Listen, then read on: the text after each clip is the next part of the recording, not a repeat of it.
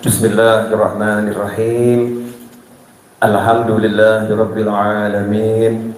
Allahumma shalli wa sallim ala sayyidina Muhammadin miftahi babi rahmatillah adada ma fi ilmillah salatan wa salaman daimaini bidawami mulkillah wa ala alihi wa sahbihi. Allahumma salli ala sayyidina Muhammadin salatan taftahu biha lana futuhal arifin wa tufaqqihuna biha fid din wa ala alihi wa sahbihi. Assalamu alaikum warahmatullahi wabarakatuh.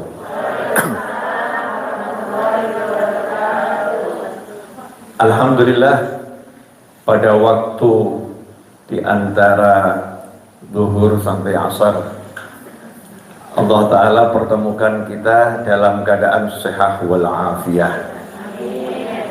Mudah-mudahan pertemuan ini berkah untuk kita pribadi, berkah untuk orang tua kita, berkah untuk pasangan hidup kita, berkah untuk anak-anak kita, berkah untuk keluarga kita, berkah untuk teman-teman kita, dan berkah untuk semua umat Islam dimanapun berada. Amin Allahumma amin. Kenapa saya bicara seperti itu? Karena majelis itu kalau diterima sama Allah Ta'ala, maka dari majelis itu Allah ciptakan cahaya, yang cahaya itu dibawa ke 70 majelis jelek. Majelis itu artinya duduk-duduk, kumpul-kumpul ya. Nah, ada majelis-majelis yang jelek, majelis yang di situ nggak disebut Allah, nggak disebut Rasulnya Allah, nggak disebut hukum-hukum Allah.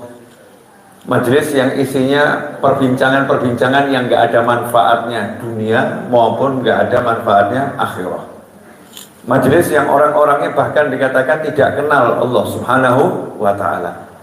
Maka kalau kita majelisnya diterima sama Allah, diciptakan cahaya sama Allah, dibawa ke majelis yang jelek tadi cahayanya, kemudian majelis yang jelek tadi dirubah sama Allah, orang-orangnya menjadi orang-orang yang baik. Amin Allahumma amin. Nah, ini barokahnya majelis.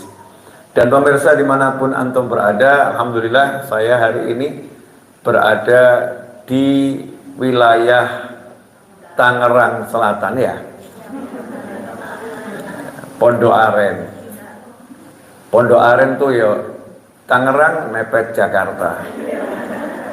Kadang-kadang saya juga bingung nyebutnya ya. Nah, saya berada di TK, SD, SMP Amalina bersama guru-guru. Yang saat ini di hadapan saya adalah guru-guru dan staf pengajar, staf sekolah yang bergerak dalam pendidikan. Dan tema yang dibahas adalah peran guru. Ya, peran guru.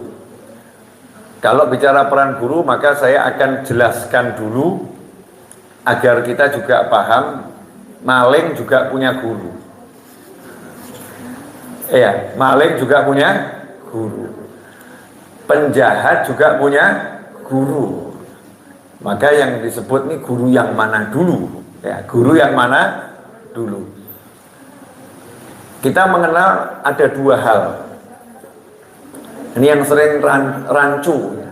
Jadi Islam ini membagi jadi dua. Ada yang namanya cari ilmu, ada yang namanya berguru. Nah, mungkin ada yang nanya, bedanya apa berguru sama cari ilmu? Kalau kita bicara sekolah, majelis taklim itu sarana untuk cari ilmu. Tapi kalau yang namanya berguru beda dengan cari ilmu. Makanya ada orang-orang yang cari ilmu tapi ilmunya tidak bawa manfaat dia dunia, enggak manfaat dunia, dia akhirat. Ada orang-orang yang cari ilmu, kemudian ilmunya justru bawa dia ke neraka. Naudzubillah min dzalik. Dalam Al-Quran dan kehidupan Nabi Muhammad SAW Islam itu mengajarkan bukan sekedar cari ilmu, tetapi hendaknya berguru. Ya, bukan sekedar cari ilmu, tapi hendaknya berguru. Orang yang berguru, maka dia akan selamat dunia akhirat jika gurunya benar. Makanya sebelum berguru yang paling penting dicari apanya dulu? Gurunya. Ya, gurunya ketemu, baru kemudian prosesnya berguru. Itu di Islam. Saya akan contohkan. Tapi ini sebelum dilanjutkan, saya nggak tahu nanti selesainya jam berapa. Karena ini tema yang menyangkut kehidupan saya dan kehidupan antum semua, para tenaga pengajar, guru-guru yang insya Allah berkah ilmunya, amin.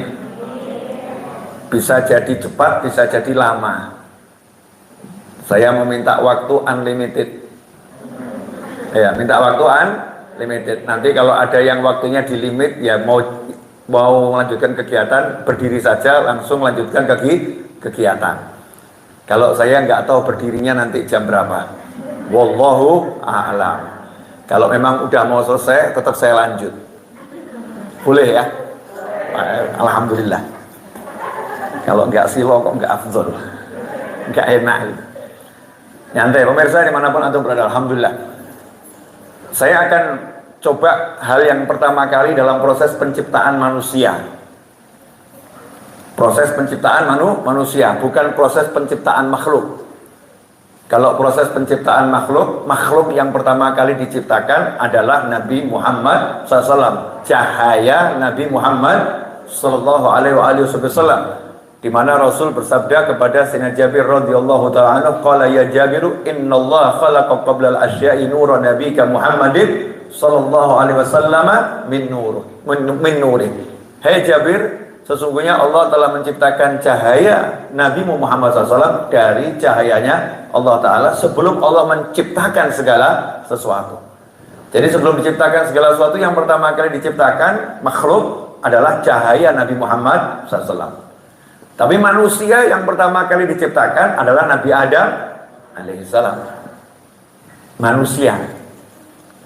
Rasul yang pertama kali, Nabi yang pertama kali diutus sama Allah Ta'ala, Nabi adalah Nabi Muhammad SAW. Ana Nabi wa Adam munjadilun fitinatih. Maka dikatakan huwal awal wal akhir. Nabi Muhammad SAW itu yang pertama dan juga yang terakhir. Aku sudah menjadi nabi sementara Adam masih berupa adonan tanah, belum selesai dibentuk jadi manusia, belum ditiupkan ruh ke dalam diri Nabi Adam alaihissalam. Tapi sebagai manusia yang pertama, Nabi Adam memiliki kemuliaan yang luar biasa. Makanya semuanya dikatakan Bani Adam, anak cucu Nabi Adam alaihissalam. Apa kemuliaan yang dimiliki Nabi Adam? Ini penting untuk diketahui karena ini erat kaitannya dengan berguru. Kita tahu malaikat yang mulia, malaikat-malaikat yang luar biasa. Malaikat ini kan ilmunya kan langsung dari Allah Subhanahu wa Ta'ala. Jadi malaikat itu dapat ilmu langsung. Ada yang ilmunya rukuk sampai kapanpun ya rukuk terus. Ada yang ilmunya sujud sampai kapanpun ya sujud terus. Ada yang ilmunya itu bertasbih sampai kapanpun dia bertasbih terus. Itu malah malaikat. Tetapi kita tahu malaikat hidup di alam malakut, alam yang tidak kasat mata, alam yang sangat luas. Alam malakut itu dijabarkan alam barzah dan seterusnya alam akhirat. Kalau satu ruh kita, ruh manusia ini dikeluarkan tapi tidak ditaruh di alam barzah, nggak ditaruh di alam ruh. Ruh kita dikeluarkan, ditaruh di alam nyata. Maka tidak ada alam nyata yang mampu menampung besarnya satu ruh. Maka setiap kali ada orang melihat penampakan pocong dan kawan-kawannya, itu jelas palsu. Yaitu setan alias jin yang jahat. Gak mungkin ruhnya orang soleh menampakkan diri dalam wujud pocong. Saya sering ngomong, saya sebagai muslim ya agak tersinggung.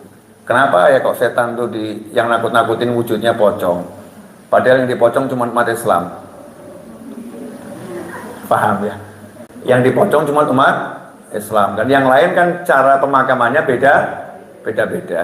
Tapi kalau nanti di Cina film vampirnya itu ya pakai pakaian lengkap gitu.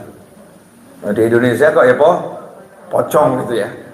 Nanti kalau saya buat film nakut-nakutin tak ganti kok, bukan pocong gitu. Dan keluarnya nggak malam Jumat. Malam Jumat tuh hari rayanya umat Islam. Waktunya maulidan, waktunya baca Al-Kahfi, waktunya sholawatan, kok justru yang keluar pocong. Ya sama-sama buat film setan, saya masih menghargai, lebih milih gitu ya. Walaupun nggak ada yang saya pilih, lebih milih itu yang buat film dulu, judulnya saya ingat, Si Manis Jembatan Ancol. Nah itu kalau itu kan wujudnya tidak pakai pocong, bener kan ya? Nah, tidak menyinggung ya, kelompok manapun. Jadi sutradaranya cerdas. Ya, sutradaranya cerdas. Sekedar intermezzo pemirsa biar nggak terlalu tegang nih siang-siang nih waktunya tidur. Ya, waktunya tidur. Kita harus ngobrol tentang ilmu. Nabi Adam alaihissalam diciptakan dengan wujud yang terbaik. Malaikat tinggal di alam malakut. Alam yang mana kalau ruh kita ditaruh di alam nyata, satu alam nyata nggak cukup nampung ruh. Berarti ruh ini besarnya luar biasa. Makanya ruh itu langsung begitu dilepas, ditarik dari ubun-ubun. Karena dulu masukkannya juga lewat ubun. Bagian paling lentur di bayi adalah ubun. Kenapa? Ini pentil. Kalau ban itu ada pentilnya, tempat masuknya angin. Nah, ini tempat masuknya ruh. Makanya ada istilah tak tunjuk bun-bunane gitu ya. Kalau orang Jawa bilang begitu ya. Saya akan sedot ini ubun-ubunnya, digenggam ubun-ubunnya dalam kekuasaan. Itu tempat masuk dan keluarnya ruh. Malaikat yang dikasih ilmu memasukkan ruh dan malaikat yang dikasih ilmu mencabut ruh namanya malaikat Israil alaihissalam. Kenapa malaikat Israil ini kok dapat kesempatan itu? Kalau saya jabarkan nanti nambah 2 jam. Singkat dulu aja ya. Tugasnya malaikat itu masukkan ruh dan kemudian mengeluarkan ruh. Begitu dikeluarkan langsung pindah itu ke alam barzakh. Nggak mungkin ditaruh di alam dunia, nggak muat. Berarti alam akhirat ini gedenya luar biasa. Sehingga sering dikatakan kalau itu diberi perumpamaan padang sahara yang sangat luas, maka sebutir pasir itu adalah alam kasat mata. Sementara pasir yang lain itu adalah alam yang tidak kasat mata, yang sifatnya ukhrawi, bukan duniawi, yang sifatnya ukhrawi. Karena di dunia ada alam tidak kasat mata, tapi itu duniawi dan itu luas. Ya, jadi alam tidak kasat mata itu ada 2. Alam tidak kasat mata di dunia, nanti ada alam tidak kasat mata yang hakiki nanti di akhirat. Alam tidak kasat mata di dunia contohnya adalah alam yang saat ini saya lagi berbicara di hadapan pemirsa di rumah masing-masing. Namanya dunia maya. Dunia maya ini kan luasnya luar biasa. Kita mau bangun web yang besar, dunia maya kan tergantung space-nya berapa. Ya kita mau beli yang berapa giga, mau berapa tera, tergantung kita mau sewanya seberapa besar. Nah yang di alam hakiki sana akhirat yang luasnya luar biasa, berkumpul malaikat. Tentunya ilmunya malaikat kan nggak sedikit. Pastikan ilmunya malaikat luar biasa. Nah anehnya di sini, ketika Allah Taala menciptakan Nabi Adam alaihissalam dan Allah ingin pamerkan Nabi Adam kepada seluruh makhluknya, terutama di hadapan makhluk yang saat itu tataran paling mulia adalah malaikat. Nggak ada makhluk yang lebih mulia saat itu ya, melebihi malaikat. Kecuali di ilmunya Allah Ta'ala. Di ilmunya Allah, makhluk yang paling mulia adalah Nabi Muhammad SAW. Tapi dalam alam nyatanya saat itu yang paling mulia adalah malaikat. Nah, di kalangan malaikat itu ada yang ikut-ikut malaikat padahal dia jin, bukan malaikat. Siapa itu? Iblis. Ya, iblis ini bukan dari golongan malaikat tapi dari golongan jin. Tapi karena iblis ini terus berjuang bersama malaikat melaksanakan perintah Allah Ta'ala, maka iblis dimasukkan dalam golongan malaikat padahal dia jin. Maka di situ ada pelajaran man tasyabbaha biqaumin fahuwa minhum. Siapa yang suka menyerupakan diri dengan sekelompok kaum, maka dia akan dimasukkan dalam golongannya. Siapa yang kumpul-kumpul dengan sekelompok orang, maka dia akan dimasukkan dalam golongannya. Makanya kita harus pilih kumpulan yang betul. Karena sekedar kumpul-kumpul itu bisa langsung dikasih cap golongannya kan. Ya naudzubillah min dzalik. Untungnya kalau kumpul sama orang-orang baik, sekedar kumpul itu langsung jadi golongan orang baik. Sebagaimana disebutkan dalam suatu hadis yang sahih tentang orang yang datang di majelis ilmu, majelis zikir, niatnya bukan untuk cari ilmu, bukan untuk zikir, punya niatan duniawi pada salah satu orang yang hadir di majelis tersebut. Tapi Allah Ta'ala ampuni semuanya dan Allah mengatakan humul qawmu la yashqa bihim jalisuhum. Mereka adalah suatu kaum yang siapa duduk bersama mereka tidak bakal celaka berkat duduk bersama mereka. Ini padahal nggak ngapa-ngapain, cuman kumpul bersama orang baik, maka masuk dalam kelompoknya. Sabar ya pemirsa, ini sama guru saya harus rotok apik cilik gitu loh ya, gaya rotok pinter gitu. Nanti biar nggak kelihatan bodoh saya. Nah, bodoh sih bodoh, tapi jangan kelihatan gitu loh ya. Boleh dilanjut, Bapak dan Ibu guru sekalian. Alhamdulillah, Habib Novel lagi jadi guru, asik. Ini betul-betul jadi guru saya, karena menggurui para guru. Lanjut ya pemirsa, alhamdulillah. Jadi malaikat, kemudian ada iblis. Semuanya ini melaksanakan perintah Allah. Taat, malaikat taat, iblis saat itu juga taat. Allah Ta'ala ciptakan manusia. Yang pertama, Nabi Adam alaihissalam. Allah pengen tunjukkan kepada mereka semua bahwasannya manusia yang kuciptakan ini the best, yang terbaik. Gak ada yang bisa mengungguli yang kuciptakan ini. Ini yang terbaik. Maka saat itulah Allah Ta'ala tunjukkan kelebihan yang dimiliki manusia. Ternyata yang Allah pamerkan bukan tingginya Nabi Adam yang situ nadhira. Nabi Adam itu tingginya 60 lengan atau kurang lebih 30 meter. Nah, nanti Bapak Ibu sekalian, kita semua pemirsa dimanapun antum berada, kalau masuk surga dan insya Allah masuk surga, dan mereka yang masuk neraka, dan semoga kita selamat dari segala bentuk siksa, terutama siksa neraka. Allahumma ajirna minan nar.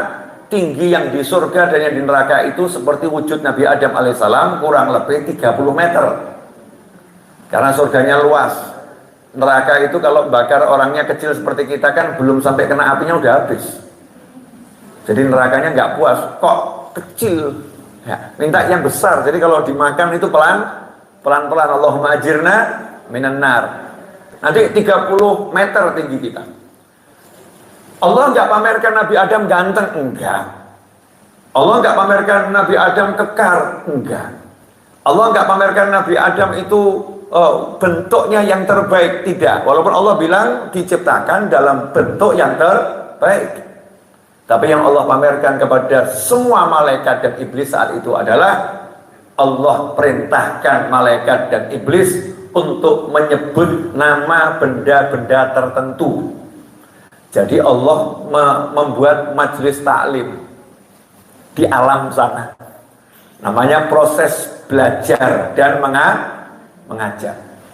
Ada benda-benda tertentu, malaikat kemudian disuruh nyebutkan apa ini, apa ini, apa ini. Malaikat yang sudah menjelajah jagat raya menyerah.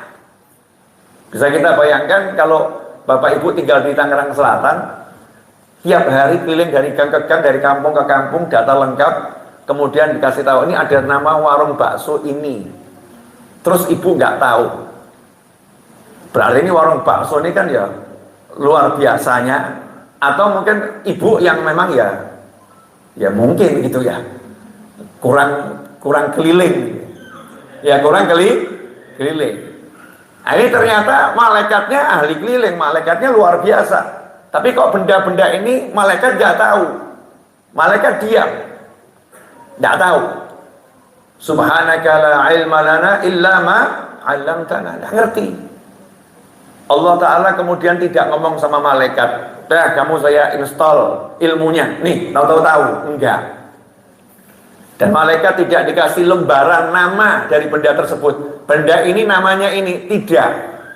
Ini menarik sekali ya. Bedanya berguru dengan mencari ilmu. Ternyata Allah tidak melabeli benda-benda itu. Benda itu tidak diberi label. Misalnya ya handphone, ini namanya smartphone, namanya handphone. Enggak. Atau kalau benda itu misalnya hotel, Allah enggak bilang ini namanya hotel, tidak. Tapi Allah Ta'ala perintahkan malaikat berguru kepada Nabi Adam alaihissalam. Allah perintahkan malaikat berguru, bukan mengambil informasi dari tulisan. Sementara kita paham teknologi alam langit itu kan teknologi yang luar biasa. Teknologi nur, cahaya. Teknologi cahaya ini yang sampai sekarang manusia lagi belajar. Lagi belajar dengan teknologi cahaya.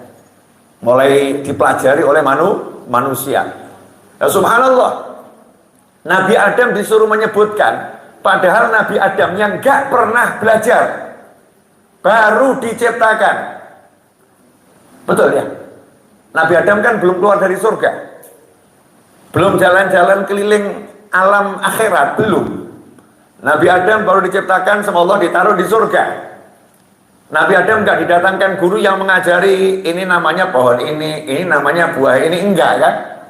Allah cuma ngasih tahu satu saja, jangan dekati pohon ini, kan seperti itu. Yang lain silakan. Tapi kok Nabi Adam bisa tahu nama-nama yang malaikat nggak tahu? Nah, disitulah satu pelajaran yang penting, bahwasanya ilmu itu miliknya Allah, bukan miliknya buku, bukan miliknya data, bukan miliknya siapapun, tapi miliknya Allah Subhanahu wa Ta'ala. Untuk mengambil ilmu miliknya Allah tersebut, maka kita harus mengambil dari manusia yang mendapatkan ilmu dari Allah Subhanahu wa Ta'ala. Makanya malaikat tidak diberi ilmu itu, tapi malaikat yang makhluk mulia, yang gak punya dosa dan dilindungi dari dosa, malaikat maksum, ya, bersih, suci. Malaikatnya tidak dikasih ilmu laduni langsung ke dadanya, tetapi malaikat disuruh belajar kepada Nabi Adam alaihissalam. Malaikat mau sujud semuanya kepada Nabi Adam alaihissalam, belajar pada Nabi Adam malaikat. Tapi yang terjadi dengan iblis apa? Gak mau. Ngapain saya belajar sama Adam? Kalau bahasa kita, orang baru, saya orang lama. Kadang-kadang di kantor kan ada yang begitu ya. Kalau di sini enggak. Insya Allah enggak ada di sini. Di kantor gitu kadang kalau ada orang baru kan suka dicibir ya. Dia orang baru, masa dikasih jabatan bagus. Saya orang lama. Terus kita sudah di bawahannya kan agak berat ya, agak berat. Ini Nabi Adam alaihissalam tiba-tiba jadi pimpinan. Malaikat semua disuruh tunduk kepada Nabi Adam alaihissalam. Dan tunduk ta'zimnya itu bukan sekedar diwujudkan ta'zim dalam hati, pengagungan dalam hati. Allah perintahkan sujud hakiki. Usjudu li Adam. Secara hakikat memang sujud ya, tapi sujudnya bukan sujud penyembahan. Sujudnya adalah sujud pengagungan, sujud penghormatan. Itu yang dilakukan oleh malaikat kepada Nabi Adam alaihissalam. Sehingga di situ kelihatan betul bahwasannya mencari ilmu itu tidak bisa dengan sekedar membaca tulisan, nggak bisa. Mencari ilmu tidak bisa dengan sekedar membaca buku, tidak bisa. Mencari ilmu sejak awal penciptaan manusia sudah Allah contohkan dengan berguru. Ilmu apapun itu, makanya tidak bisa. Misal saya mau nanya ibu-ibu, yang guru matematika di sini siapa? Guru matematika ada enggak? Ya, ada. Guru bahasa Inggris ada nggak nih bahasa Inggris? Ya. Misal ini kita cuma kasih murid, ini buku matematika, silakan pelajari sendiri. Secerdas apapun muridnya akan mudah belajar atau akan mengalami kesulitan-kesulitan? Mengalami kesulitan.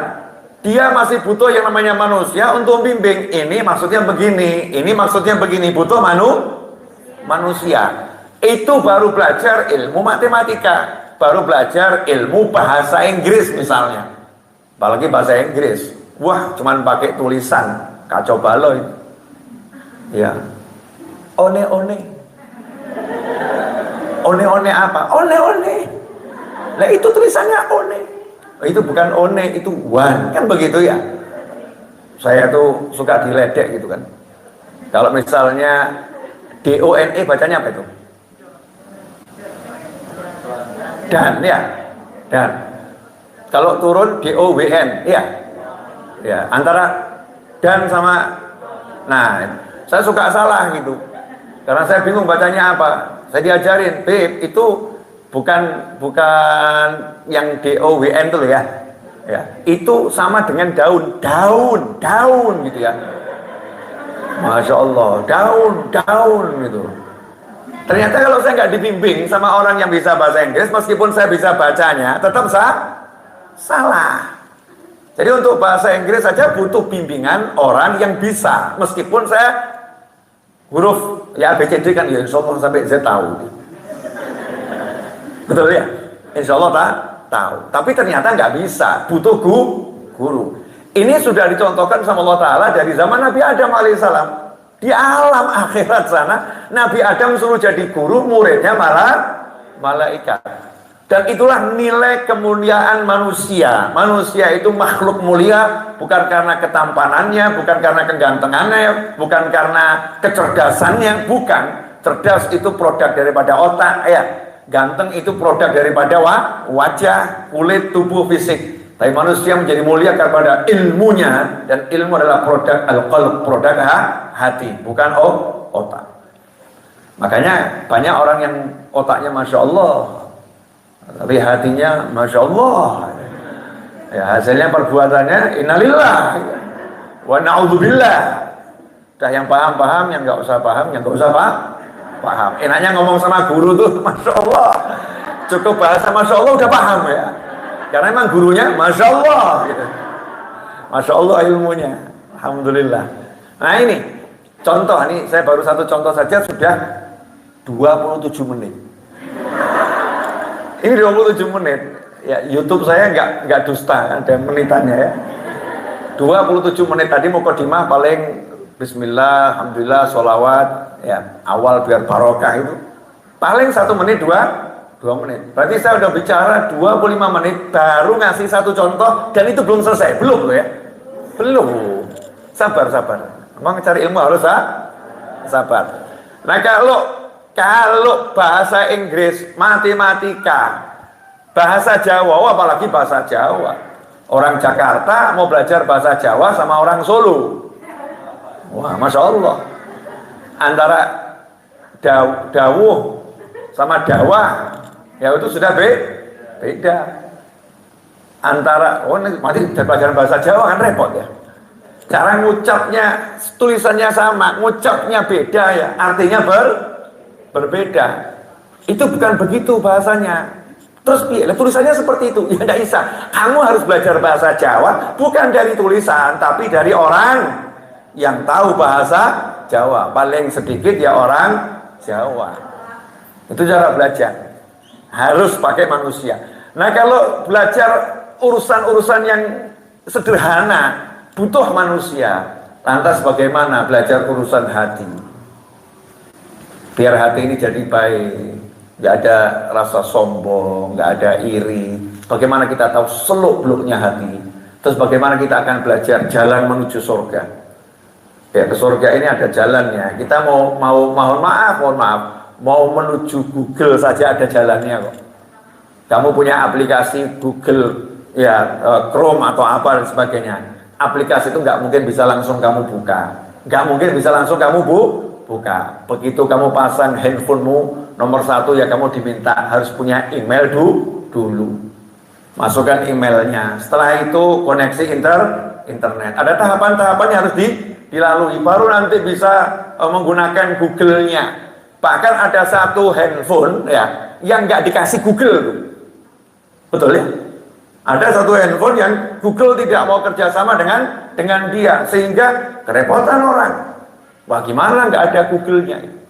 Nah untuk urusan yang sepele-sepele saja kita butuh tahapan-tahapan harus diikuti. Lah ini urusan masuk jannah, masuk surga loh, masuk surga. Maka dibutuhkan ilmu yang luar biasa yang tidak boleh sekedar dipelajari dengan membaca Al-Quran dan membaca sabda-sabda Nabi Muhammad SAW. Tapi harus belajar dari manusia yang mempelajari Al-Quran dari manusia, mempelajari Al-Quran dari manusia, mempelajari Al-Quran dari manusia, sampai mempelajari Al-Quran dari manusia yang diturunkan kepadanya Al-Quran, yaitu baginda Muhammad Sallallahu Alaihi Wasallam. Sampai di sini jelas. Jadi contoh begini, ini sama-sama belajar Al-Quran biar kita paham peran guru tadi. Belajar ayat ini matna wa thulatha wa ruba'. Ini ayat paling asyik untuk dibahas. Karena banyak ibu-ibu suka membahas, bapak-bapak suka membahas, tapi melakukannya pada nggak berani. Ya, dan itu melakukannya penuh resiko dunia akhirat. Kalau tidak ahli jangan dicoba. Bisa gagal total dunia, gagal total akhirat. Itu bukan untuk dicoba-coba, tapi untuk dipraktekkan. Nah, praktekannya harus pakai ilmu. Nggak pakai ilmu, nyungsep. Ya, nyungsep dunia, nyungsep akhirat. Ada satu orang baca ayatnya sama, ayatnya baca, dan dia belajar bahasa Arab, tapi istrinya 9. Ditanya, istrimu kok 9? Melanggar syariat. Syariat boleh cuma sampai 4.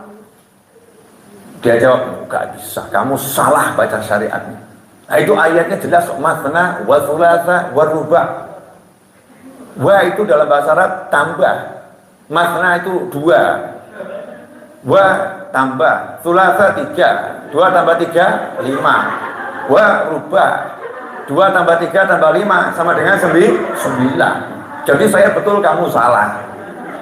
Repot gak ini? Ayatnya sama, cuman dia membaca pakai kepalanya sendiri. Makanya Nabi SAW itu tegas sekali. Man fasarul Quran bira'yih falyatabawa maq'adahu minan nar. Siapa menafsirkan Al-Quran dengan kepalanya sendiri, silakan ambil tuh tempat dudukmu di neraka. Jadi sudah ada tempat duduknya di neraka, udah kamu pakai itu. Kalau kamu tafsirkan dengan kepalamu sendiri. Al-Quran mushaf ini untuk kamu baca. Bacanya pun harus lewat guru. Karena kalau nggak lewat guru, nanti kamu nggak tahu hukum tajwid. Tajwidnya pun harus lewat guru. Nggak bisa lewat aplikasi, nggak bisa lewat macam-macam tuh, nggak bisa. Harus ada guru. Nanti ya kamu belajar tafsirnya pun harus lewat guru. Gurunya belajar dari gurunya sampai dari sahabat dari Nabi Muhammad Sallallahu Alaihi Wasallam. Nah, ini loh yang namanya berguru. Pernah ada orang pede dia, saya nggak butuh guru, saya cuma butuh buku. Ya, butuh buku. Akhirnya orang ini jadi ulama besar, nggak punya guru. Ulama besar di kampungnya, pinter memang, hafal ayat-ayat Allah, hafal sabda-sabda Nabi Muhammad SAW. Tapi masalahnya setiap kali dia sholat, ya dia bawa pisau dan dia bawa tikus. Ngeri atau nggak ngeri? Setiap kali dia sholat, itu dia dan seluruh jamaah masjid ke masjid itu sangunya pisau sama tikus dibawa sholat. Tentu heboh kan ya masyarakat ya. Tapi masyarakat satu desa itu mengatakan ini ajaran ulama kami. Dia punya hadisnya.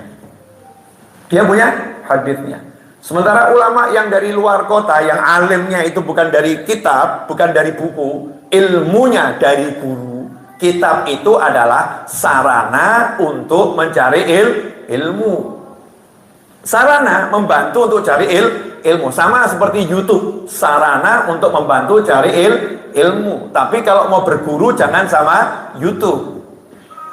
Sama dengan online, Zoom dan lain sebagainya. Itu sarana membantu cari ilmu. Tapi kalau berguru jangan lewat Zoom.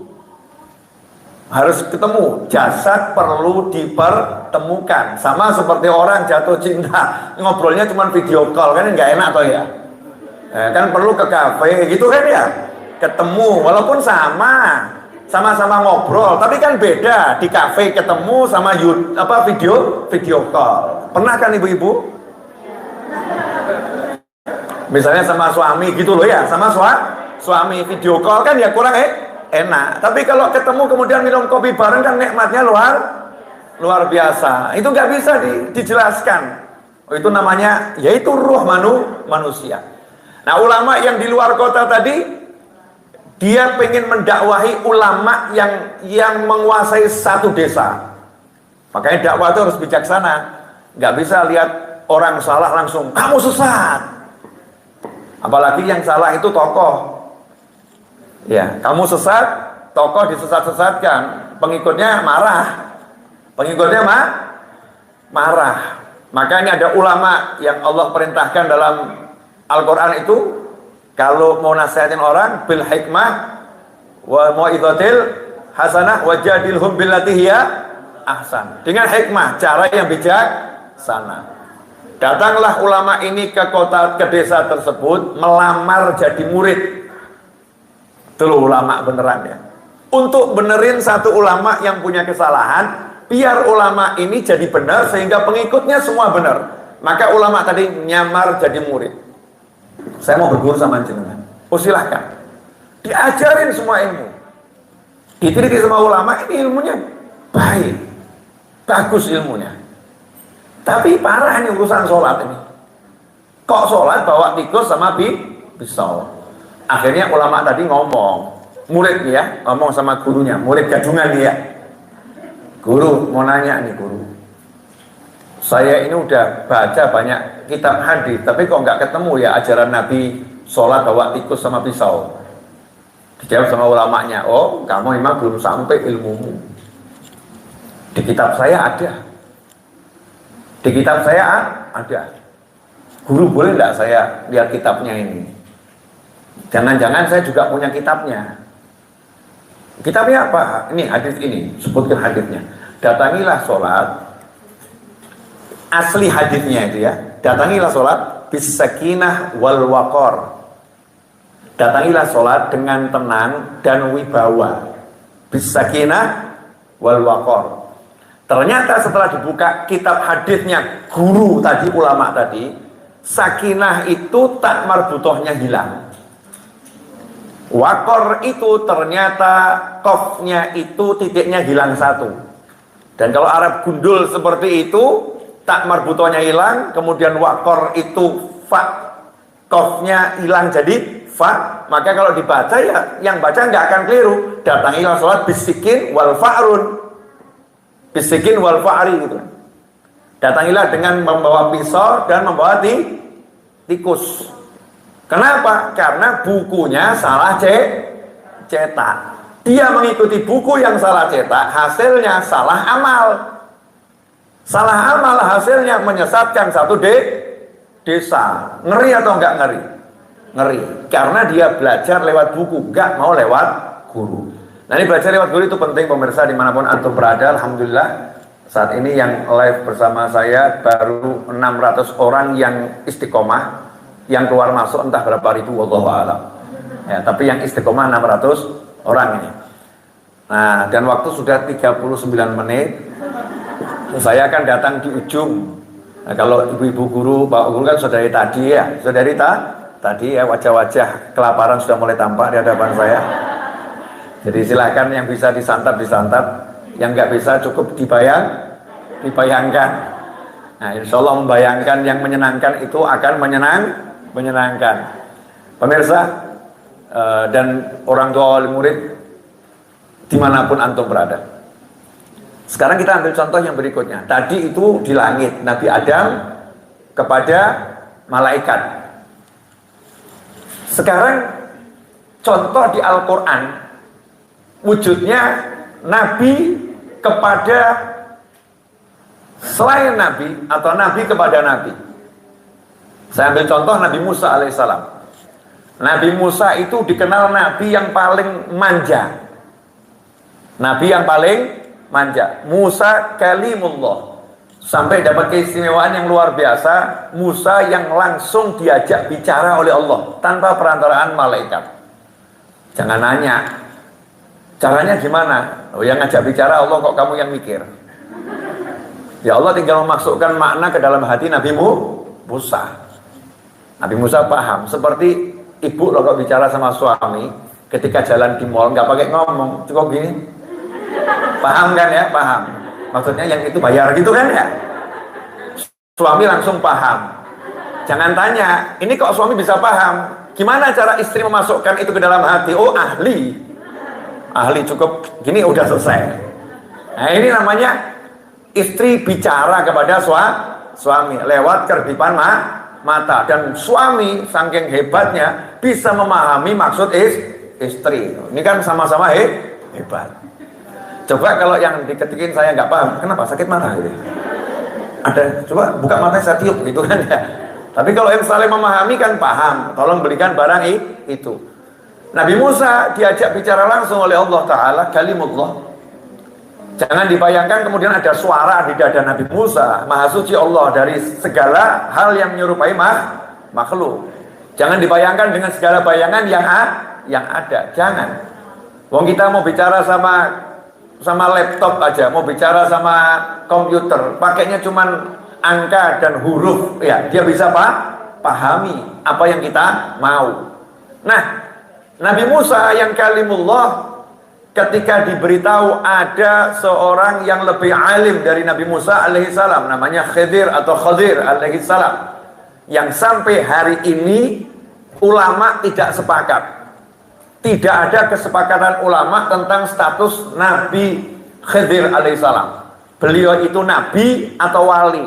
Yang ada adalah sepakat berbeda. Sepakat berbeda. Ada yang mengatakan Nabi Khidir adalah nabi, ada yang mengatakan Nabi Khidir adalah wali. Karena di Al-Quran tidak disebutkan Nabiullah, tapi hanya hambaku. Hambaku ini bisa jadi nabi, bisa jadi bukan nabi. Wali Allah juga hambanya Allah subhanahu wa ta'ala. Tapi seluruh ulama sepakat nabi atau wali Khadir alaihissalam pangkatnya di bawah Nabi Musa. Pangkatnya di bawah Nabi Musa. Anehnya, Nabi Musa yang pangkatnya lebih tinggi, ketika diberitahu ada yang lebih alim darimu dan pangkatnya ini yang lebih alim, yang lebih berilmu, lebih rendah, Allah subhanahu wa ta'ala tidak kemudian dah ilmunya Khidir akan kumasukkan ke dalam hatimu, enggak. Padahal Allah yang bicara langsung kepada Nabi Musa alaihissalam. Allah gak katakan langsung, nih kamu alim, enggak. Dan Nabi Musa yang manjanya luar biasa, tidak ngomong sama Allah, ya Allah berikan ilmu Khidir kepadaku, tidak. Padahal Nabi Musa itu kan manjanya luar biasa. Urusan ilmu, maka lagi-lagi harus berguru. Harus berguru. Nabi Musa minta alamat gurunya.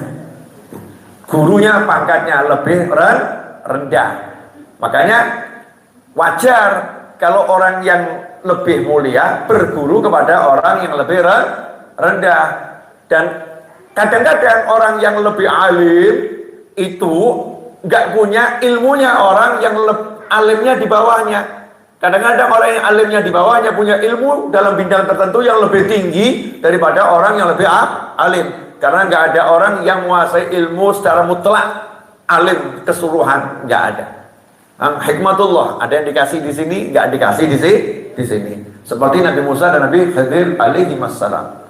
Maka dikasih alamatnya sama Allah. Ini udah sering saya sampaikan dalam berbagai pengajian, tapi saya nggak pernah bosan mengulang-ulanginya karena ini ada dalam Al-Quran. Indahnya luar biasa. Nabi Musa minta alamat, Allah tidak langsung kasih alamat yang jelas. Padahal Allah bisa langsung menggambarkan letaknya Nabi Khidir itu di mana. Langsung dalam hati Nabi Musa bisa. Klik. Google saja bisa kok, Sherlock kita kok. Bisa nggak? Sherlock kita ini di-share sama Google bisa.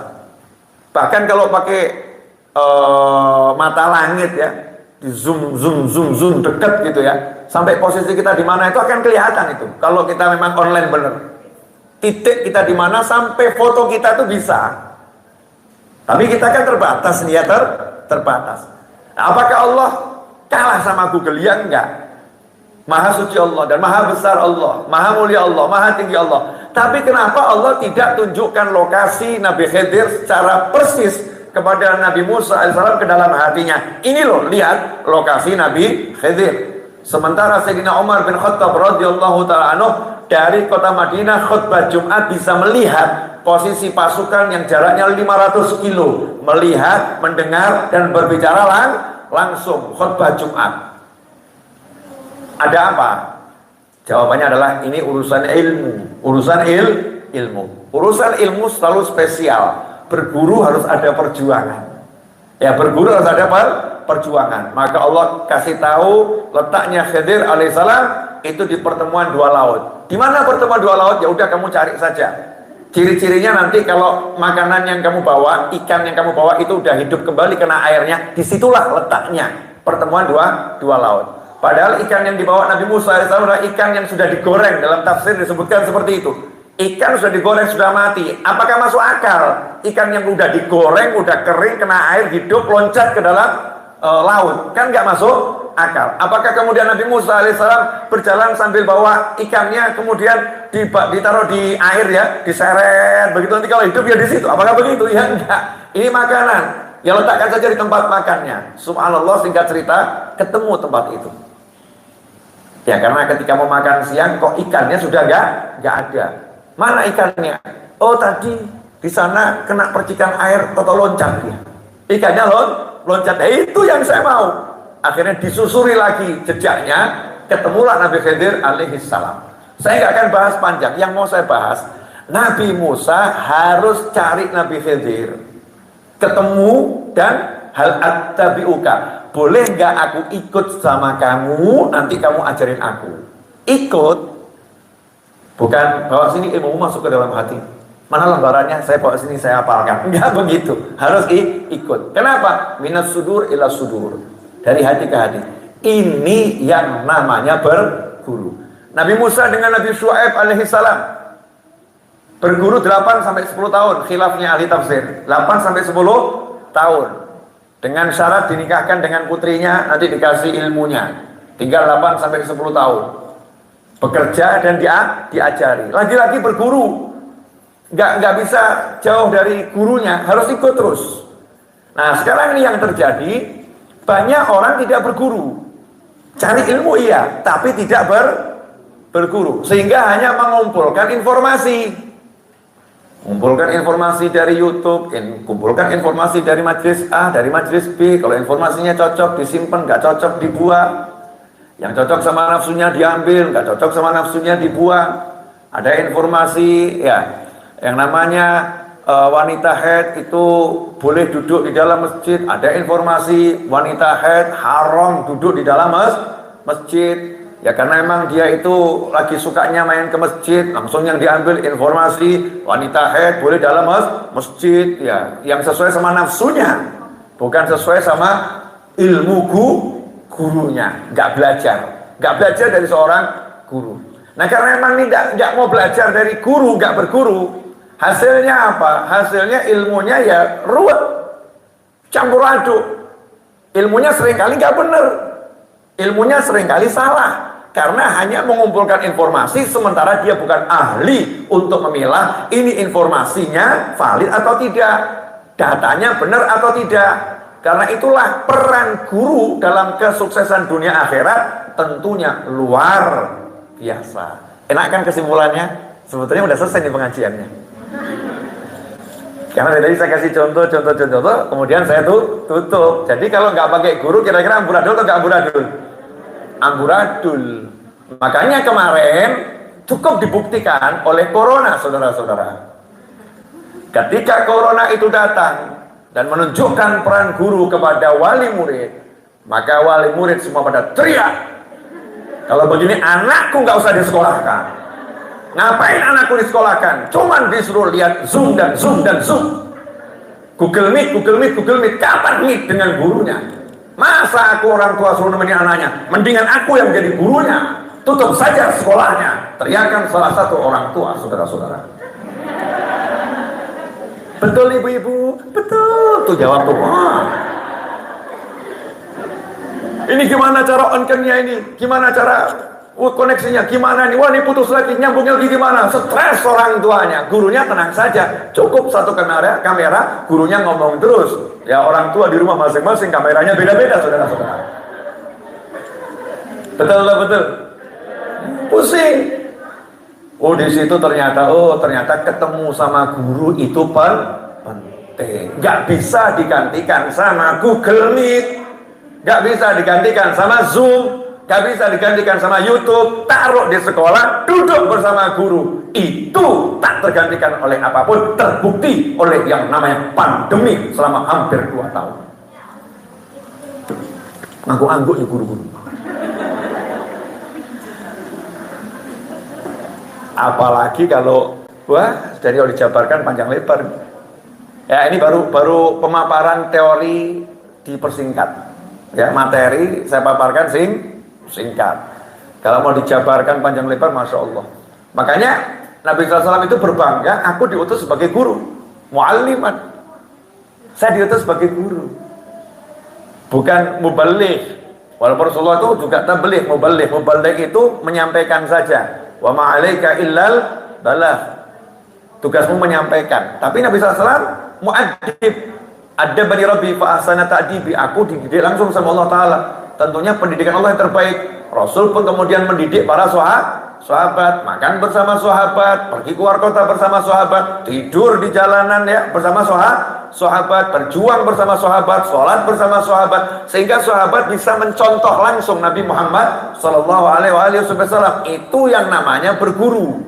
Nah, sekarang yang terjadi di umat Islam, mulai meninggalkan proses berguru yang adalah proses mencari ilmu. Lah, mencari ilmu tanpa guru adalah sebuah kehancuran.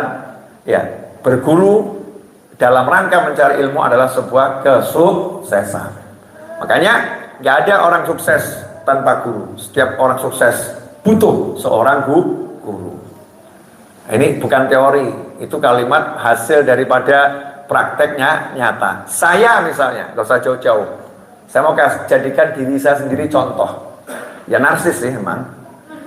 Tapi ya kalau daripada saya mencontohkan orang lain saya nggak kenal, kan lebih baik saya mencontohkan diri saya sendiri yang saya kenal. Kalau bicara cari ilmu, saya mungkin kalah jauh dengan banyak orang cari ilmu. Tapi kalau bicara berguru, insya Allah saya berani berlomba dengan kawan-kawan. Iya, berani berlomba dengan kawan-kawan.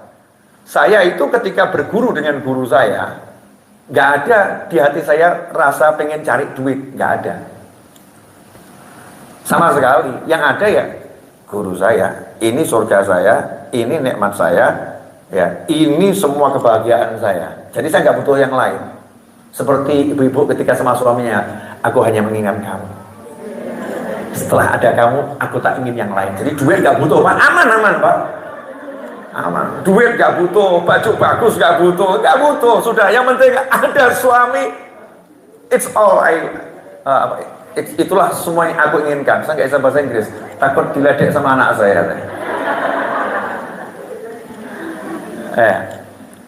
Jadi begitu. Ketika saya ketemu guru saya nggak pengen yang lain. Nikmatnya luar biasa. Sehingga ketika duduk di depan guru itu nggak ada rasa begini, mohon maaf ya, kapan ya gurunya selesai ya? Kapan ya selesai ya? Justru saya jangan selesai, lanjutlah, jangan selesai, lanjutlah. Kenapa? Surga kok, nikmat, asyik, lanjutkan. Sampai Allah Subhanahu Wa Taala yang secara zahir memberhentikan tugas guru saya dengan memindahkan guru saya dari alam dunia ke alam barzakh. Guru saya meninggal dunia. Lah, pada siapa lagi saya mau berguru? Nyari guru kan susah. Tidak mudah itu cari guru yang betul-betul bisa bimbing saya. Contoh nih misalnya, orang belajar ilmu hadis, kalau bulu ketiak dicabut sunnah, itu kalau nggak punya guru baca kitab kok sunnah Nabi mencabut bulu ketiak. Nah itu dia nggak tahu kapan harus cabut bulu ketiak. Nanti jangan-jangan depan tamunya buka baju cabut bulu ketiak. Terus dia ngomong sama tamunya, maaf ya saya lagi jalankan sunnah Nabi. Untung tamunya berguru, ya. Sunnah Nabi yang lebih utama kamu jalankan saat ada tamu adalah menghormati tamu. Siapa beriman pada Allah dan akhir hendaknya memuliakan tamunya dan mencabut bulu ketiak di depan tamu. Ini bukan memuliakan tamu, ini pemandangan yang menjijikkan dan menyebalkan buat tamu. Jadi jangan bawa-bawa sunnah Nabi yang seperti ini. Betul cabut bulu ketiak sunnah, tapi di dalam kamar. Nggak ada orang lihat, bukan dipamerkan di depan orang-orang. Nah ini biar bisa tahu semua itu butuh seorang guru. Kenapa saya panjangkan uraian ini sampai sudah 1 jam kurang 5 menit saya bicara? Hanya bahas guru dan nggak guru dan nggak guru gitu ya. Ini baru mengupas judul peran guru. Jadi memang nggak bisa mau ke surga kok pegangannya Al-Quran dan Sunnah. Mohon maaf, tidak bisa seseorang ke surganya Allah Ta'ala hanya langsung mengatakan saya membaca Al-Quran dan Sunnah. Harus ada tambahannya. Kamu akan ke surga, pegang Al-Quran dan Sunnah, tapi sesuai yang diperintahkan Allah dan Rasulnya Muhammad SAW. Rasul perintahkan kita untuk belajar Al-Quran dari manusia. Bahkan membacanya pun bersama manusia. Disuruh tadarus Al-Quran. Rasul pun memerintahkan kita mempelajari isi Al-Quran kepada manusia. Bukan dari buka aplikasi, bukan itu kemudian merasa udah saya nggak butuh guru. Ya seperti yang kejadian itu, orang nggak butuh guru kemudian dengan bangga baca alif lam mim. Alama. Nggak butuh guru dia. Itu kan tulisannya alama. Betul apa betul? Tulisannya alama. Padahal itu bacanya alif lam mim, bukan alama. Nun dia baca nah. Yasa. Yasin dia baca yasa. Kenapa? Dia nggak butuh manusia. Dia butuhnya hanya Al-Quran. Dia bisa. Buktikan ya, saya nggak akan banyak ngomong lagi, sudah cukup. Ya, coba yang punya aplikasi terjemahan Al-Quran, saya akan tunjukkan. Nih, apapun, silakan dibuka yang punya aplikasi terjemahan Al-Quran. Ini kalau lagi lelah matanya nggak jelas. Udah dibuka aplikasinya? Coba dibuka surat apa namanya? Wadduha.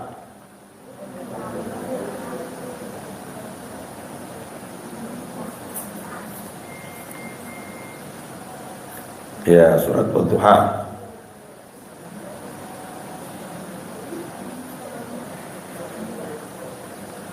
Surat yang ke-93 ya, surat Wadduha.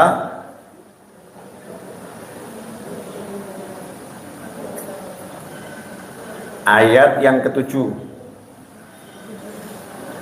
Wadduha ayat yang ke-7. Coba salah satu ibu guru yang di sini baca terjemahannya. Ada mic enggak di situ? Pakai mic coba biar masuk. Terjemahannya coba dibaca. Ini ya, orang yang belajar Al-Quran tidak lewat manusia, tapi lewat aplikasi dan lewat mushaf terjemahan.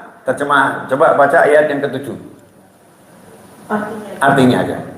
Dan dia mendapatimu sebagai seorang yang bingung, lalu dia memberikan petunjuk. Ya. Jadi Allah mendapati Nabi Muhammad SAW sebagai orang yang bingung. Jadi Nabi bingung. Sejak kapan Nabi bingung? Ini kan ngeri kalau orang belajar Al-Quran dari terjemahan. Padahal wa wajadaka dhallan fahada, itu bukan seperti itu. Dhallan artinya sesat. Di terjemahan yang lain diartikan dan dia mendapatimu sebagai orang yang tersesat kemudian memberikan petunjuk. Ngeri atau enggak ngeri? Orang menerima langsung, Nabi pernah tersesat, ngeri kan ya? Karena dia belajar dari terjemahan. Lantas yang betul seperti apa itu? Ayat itu maksudnya dan terjemahannya, wa wajadaka dhallan fahada, dan dia Allah mendapati engkau di tengah kaum yang sesat. Fahada, dan Allah memberikan petunjuk kepada mereka lewat engkau. Banyak atau sedikit bedanya? Banyak. Jauh atau jauh banget? Jauh banget. Dan yang seperti ini kalau kita baca terjemahan Al-Quran, banyaknya luar biasa. Memang nggak boleh kita baca terjemahan kemudian menyimpulkan makna, nggak boleh. Harus tanya, ini maksudnya apa? Karena terjemahan Al-Quran bukan Al-Quran, sama sekali tidak bisa mewakili Al-Quran. Al-Quran berbahasa Arab, terjemahan berbahasa Indonesia. Gini ya, saya kasih contoh sederhana.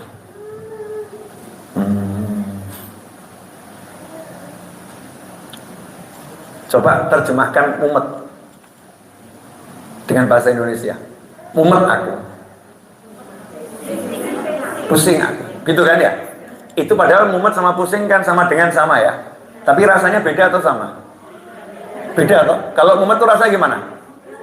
Spol gitu ya. Pusing yang luar biasa, namanya mumet. Betul kan? Gelo sama kecewa lain. Saya kecewa sama dia, aku gelo banget beda ini. Gelo itu rasanya lebih dalam. Ini baru saya kasih yang artinya itu sama. Ternyata bahasa Indonesia itu tidak mampu menerjemahkan dengan memuaskan bahasa Jawa, apalagi bahasa Arab.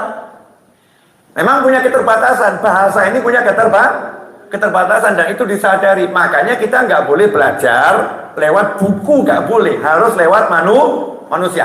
Buku ini diperlukan sebagai panduan, bukan sebagai rujukan utama. Makanya kalau ditanya peran guru dalam kehidupan dunia akhirat, tak tergantikan oleh apapun. Guru harus ada. Nggak ada buku nggak masalah, tapi kalau nggak ada guru itu masalah. Nggak ada sekolah nggak masalah, tapi kalau nggak ada guru itu masalah. Mudah-mudahan 1 jam yang udah saya uraikan ini bisa mencerahkan saya pribadi dan yang lain untuk betul-betul mencari guru ya, bukan sekedar membaca buku. Jazakallahu khairan. Waktu saya kembalikan kepada host untuk memandu tanya jawab kalau ada tanya jawab. Jazakallahu khairan.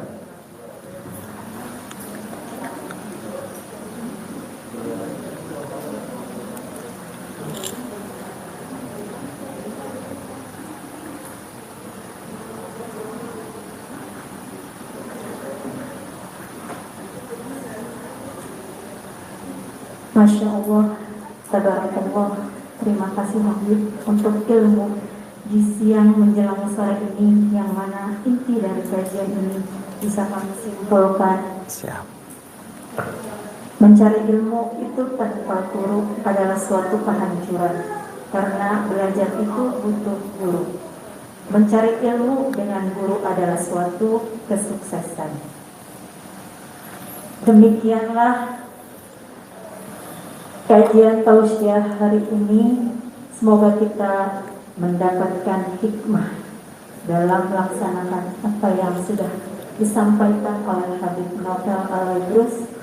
Dan acara selanjutnya adalah tanya jawab, adalah suatu pertanyaan dari ayah bunda dan bu guru yang ingin bertanya. Kami persilahkan ayah bunda, silakan mengisi kolom chat. Bu guru, ada yang ingin bertanya? Silakan.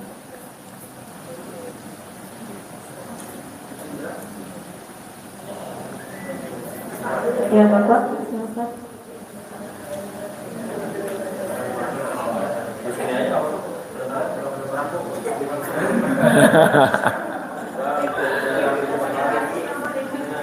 Assalamualaikum warahmatullahi wabarakatuh. Waalaikumsalam warahmatullahi wabarakatuh. Selamat siang Habib. Ya nih Habib, mau ada pertanyaan Tadi kan juga Habib cerita ya, ketika gurunya meninggal kan kesulitan mencari guru. Ya kebetulan ya saat sekarang ini ya, kira-kira kalau menurut Habib nih, kan guru sekarang ini kan banyak istilah ya, Habib, rumah nih, banyak istilah gitu. Kalau menurut Habib sendiri nih, ciri-ciri yang bisa kira-kira nih, tetaplah kita kan, apalagi saya sendiri, butuhlah berguru gitu, butuh nyari ilmu gitu kan, nyari guru juga gitu ya, Habib. Kira-kira kalau misalnya kita kan beda-beda nih sekarang ya, apalagi makin biasa gitu. Ustadz-ustadznya gitu banyak banget, istilahnya udah makin kelihatan gitu kan. Nah, buatnya biar yang cocok buat kita tuh emang pasti kan beda-beda ya. Saya sama temen lain bisa beda gitu. Nah, kira-kira Bib nih, kalau saran Habib nih, kira-kira yang gimana ya Bib? Apa yang cocok sama hati kita aja atau gimana nih? Biar nggak ngikutin nafsu gitu loh Bib. Gitu aja. Terima kasih Bib. Jazakumullah khairan. Pertanyaannya bagus. Nah, mudah-mudahan jawabannya bisa mencerahkan yang menjawab dan yang dijawab. Amin. Karena ilmu itu miliknya Allah Subhanahu wa ta'ala. La haula wa la quwata illa billah. Jadi begini, pemirsa, ini kita mau membahas ilmu akhirat.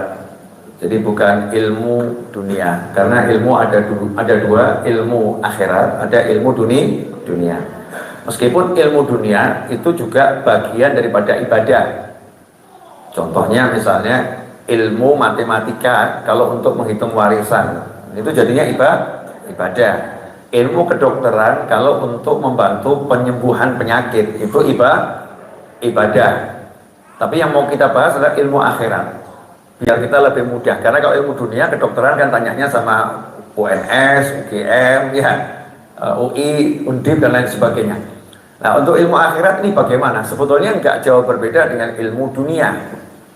Kalau ilmu dunia kita mau tanya, saya mau ke dokter gigi, tentu nomor satu kita tanya, ada nggak surat izin prakteknya? Surat izin prakteknya dokter ada atau tidak? Kalau ada surat izin prakteknya, nomor dua kita nanya, ini dokternya kira-kira lulusan dari universitas mana? Oh, universitas itu memang ahli dokter yang terbagus jebolan sana. Wajar kalau kemudian kita pilih dokter tersebut karena satu, dia punya surat izin, yang kedua, karena memang dia dari universitas urusan dokter gigi. Memang udah ternama. Yang ketiga, kita lihat pengalaman pasien. Kerja dokternya bagus sudah ini. Oh, ternyata kalau kita masuk ke aplikasi itu makanan online tuh ya, kita pesan makanan ada tuh kan bintangnya 4,4, oh ini 4,7, oh ini 2 ya. Kalau 2 jangan. Kalau 2 ini berarti memang belum teruji bagus. Tapi kalau 4,4, 4,5, 4,7, 4,8 atau bahkan 5, berarti ini banyak orang yang udah mengatakan ini memang dokter oke. Kerjaannya bagus, biayanya nggak mahal, misalnya seperti itu. Wajar kita pilih dokter tersebut. Nah, untuk urusan akhirat juga sama. Urusan akhirat nomor satu, punya dia surat izin praktek. Ya, surat izin praktek ini tentunya kan harus ada keilmuan yang dia selesaikan. Dia pernah berguru di mana? Oh, dia pernah berguru di pondok pesantren Sidogiri misalnya. Oh, pondok pesantren Sidogiri ini usianya kurang lebih 300 tahun. Masya Allah. Oh, dia pernah di pondok pesantren Lerboyo sampai selesai di sana. Oh, dia pernah di pondok pesantren Darul Ghawa Dakwah. Oh, dia pernah di pondok pesantren A. Kita bicara di Indonesia ya. Oh, Indonesia ini kan urusannya pondok pesantren. Dari pondok ini. Oke, dari pondok tersebut berarti memang keilmuannya bisa dipercaya. Kemudian setelah itu nanya, ya, prakteknya di lapangan bagaimana? Karena kadang ada orang secara keilmuan bagus, tapi prakteknya dia tidak menjalankan ilmunya. Ya, prakteknya nggak menjalankan ilmunya. Nanya kepada siapa? Ahlinya. Nanya sama ulama-ulama yang lain, ya, sama ustadz-ustadz yang lain, ya. Yang itu kalau untuk urusan fikih bagaimana? Hukum Islam. Oh, dia madhabnya Syafi'i, jelas Syafi'inya nggak suka nyampur adukkan madhab. Kamu kalau ikut Syafi'i sama dia. Oh, kalau kamu mau pengennya Maliki, jangan sama dia. Dia bukan ahli mazhab Maliki. Kamu pengen Maliki sama dia. Nah, karena Indonesia ini mayoritasnya bermadzhab Syafi'i, jadi lebih enak. Ya, jadi lebih enak. Satu itu. Kemudian setelah itu urusan ilmu hati beda lagi. Tadi kan ilmu hukum ya, sholat, puasa, zakat, haji, umroh dan seterusnya. Keilmuannya itu jelas. Nah, kalau ilmu hati ini adalah yang membuat bagaimana hati kita bisa kenal Allah Ta'ala. Ini namanya guide, pembimbing. Ya, bimbing hati, bukan sekedar menjadi guru yang membenarkan tata cara ibadah kita. Kalau menjadi guru yang membenarkan tata cara ibadah kita, ya lulusan tadi sekolah yang benar, pondok yang benar dan seterusnya. Bukan asal orang bisa ceramah seperti saya. Jangan percaya orang yang pandai ceramah, karena tukang jual jamu juga ahli. Ya bicara, kasih nonton YouTube sebentar, dia akan pandai berceramah, nggak bisa. Tapi harus betul-betul orang yang setelah pandai ceramah cek dulu, dia berguru di mana, berapa lama dia berguru, ahlinya ahli apa. Karena nggak setiap orang itu disebut ahli kecuali betul-betul menguasai bidangnya. Guru matematika jangan ditanya bahasa Inggris dong. Matematika ya matematika. Kalau dia guru matematika, ditanya matematika nggak paham, ya udah buang aja. Oh, katanya guru matematika, kalau ditanya matematika nggak paham, buang, jangan diterima. Ngajar di sekolah kita. Guru matematika, ditanya matematika paham, ditanya bahasa Inggris nggak paham. Ya memang dia guru matematika, pakai dia untuk ngajar matematika. Sama dengan orang yang menyampaikan ilmu. Kalau dia memang bidang ahli hukum, ditanya hukum nggak paham, coret sudah. Jelaskan hukum ngawur, coret. Ini berarti bukan ahli, itu ahli gadungan. Cuman pandai bicara. Tapi kalau untuk hati lain, hati ini beda. Ilmunya benar, ilmu sholatnya benar, ilmu puasanya benar, ilmu zikirnya benar. Tapi kok hati kita nggak bisa khusyuk ya sholatnya. Diajarkan sama sekian banyak orang ilmu khusyuk, sama ilmunya begini, tetap dari sekian orang kok nggak bisa khusyuk.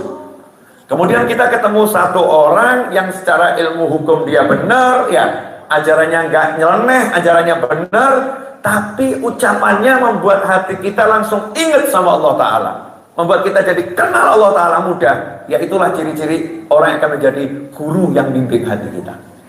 Emang ada guru bimbing hati, ada guru bimbing ya tadi membenarkan fisik keilmuan saja.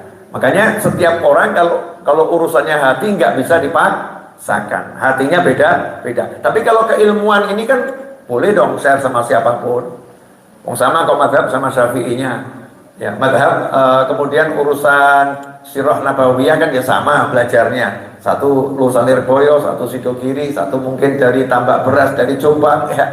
Satu mungkin dari Miftahus Sunnah, dari Surabaya, dan lain sebagainya. Tapi yang paling pokok, setelah kita pelajari ilmu zahir dari guru-guru yang betul, sekarang ilmu batin yang membuat kita ingat sama Allah, kenal sama Allah ini, siapa gurunya?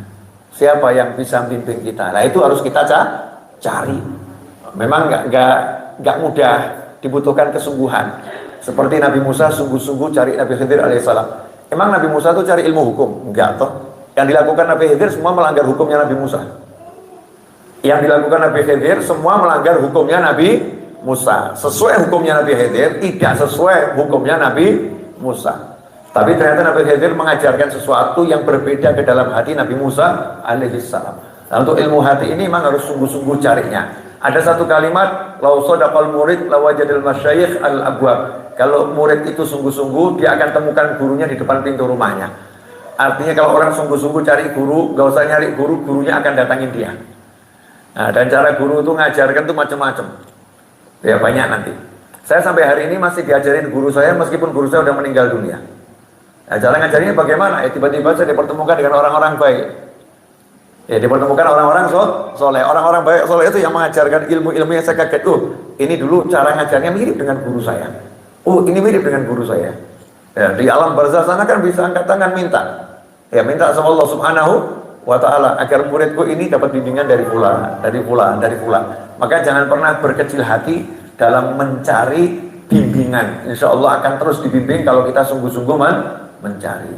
Dan alangkah indahnya kalau buat istri pembimbingnya adalah suaminya sendiri. Nikmatnya luar biasa. Terima kasih. Ya, terima kasih Habib. Bersama. Habib, ada pertanyaan dari Bunda yang berada di rumah. Bunda Sandi Wulandari. Bunda Cindy Wulandari. Habib, bagaimana sebaiknya orang tua dapat berperan sebagai guru di rumah? Terima kasih. Jazakumullah khairan. Pertanyaan bagus. Bagaimana orang tua jadi guru di rumah? Kalau untuk ilmu sekolah saya lihat sudah jadi guru semua. Ya, kalau ilmu sekolah ya, orang tua ini kan sudah jadi guru. Dan seringkali mungkin yang ngerjain orang tuanya bukan anaknya. Seperti itu ya. Tapi kalau untuk ilmu akhirat, ya, untuk ilmu akhirat, maka memang seharusnya orang tua itu jadi guru sebelum ada guru yang lain. Al-Ummadrasatil Ula, ibu itu pendidik yang pertama. Azan dan iqomah. Kenapa bagi lahir suruh ngazanin, suruh qomatin? Allah Akbar, sama qomat, baru lahir. Karena proses belajar sholat itu sejak lahir. Merentahkannya nanti umur 7 tahun. Ngajarinnya dari lahir. Bagaimana seorang ayah dan ibu mau ngajarin anaknya sholat? Nah, kalau orang tuanya nggak pernah sholat. Bagaimana akan mengajarkan sholat kalau orang tuanya nggak pernah belajar ilmu sholat? Nggak tahu yang batalkan sholat, nggak tahu sunnahnya sholat, nggak tahu makruhnya sholat, ya, nggak tahu yang menyebabkan sholat itu tidak diterima. Bagaimana bisa ngajarin anaknya? Maka agar orang tua bisa jadi guru bagi anaknya, ya orang tuanya harus belajar lebih dahulu dan lebih banyak dari anaknya. Kemudian mengajarkannya tiap hari. Simple kok. Mau ngajarin anak pakai celana bisa, ngajarin anak pakai baju bisa, ngajarin anak gosok gigi ya bisa. Kenapa nggak bisa ngajarin anak yang lain? Karena memang tidak mau ngajarin. Kalau mau ya bisa, mau tinggal ngasih informasi. Nah, yuk sholat begini. Belajar sholat 7 tahun masa nggak khatam? Kalau sampai 7 tahun anaknya nggak bisa sholat, berarti yang salah siapa? Orang tuanya. Maka dalam hadis dikatakan setiap bayi lahir itu fitrah. Nah, itu nanti yang merusak itu orang tuanya sendiri. Maka untuk menjadi guru bagi anak, ya orang tuanya harus belajar untuk menjadi guru dengan membekali ilmu yang cukup, minimal ilmu dasar tentang sholat, tentang wudhu dan lain sebagainya. Kalau urusan akhirat berhasil, urusan dunia itu jauh lebih mudah. Terima kasih.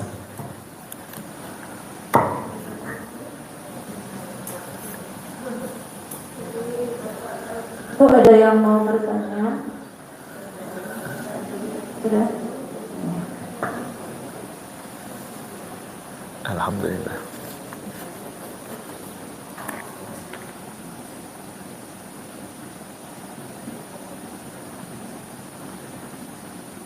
Demikianlah sesi tanya jawab.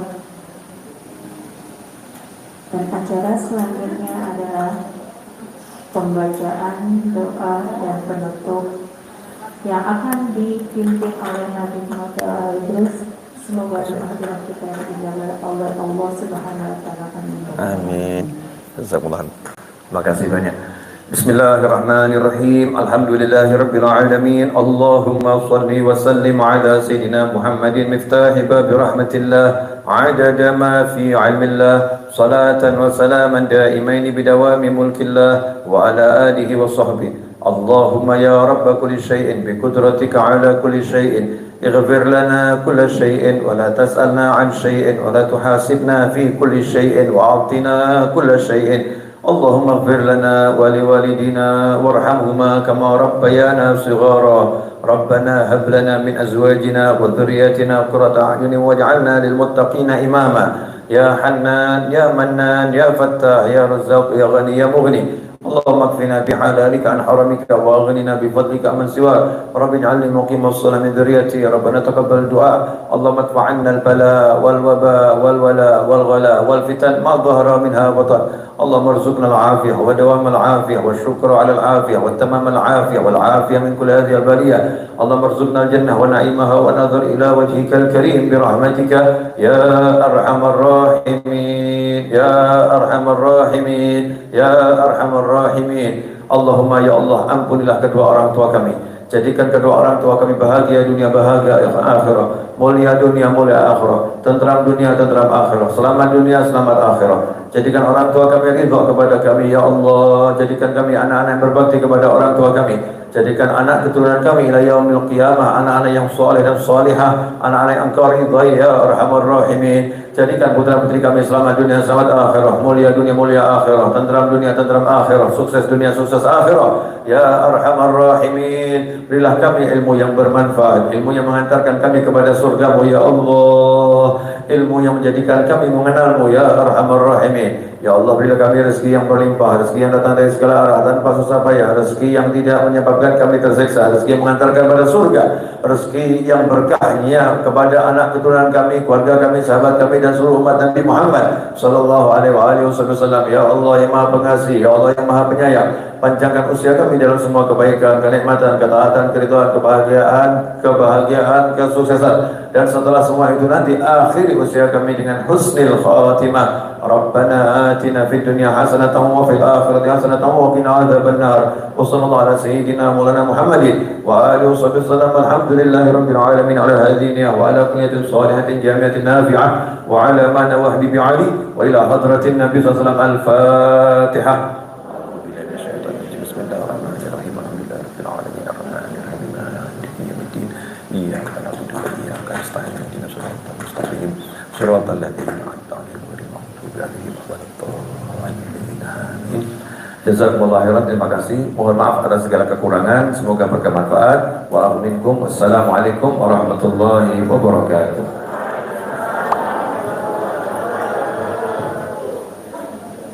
Terima kasih Habib. Sama-sama.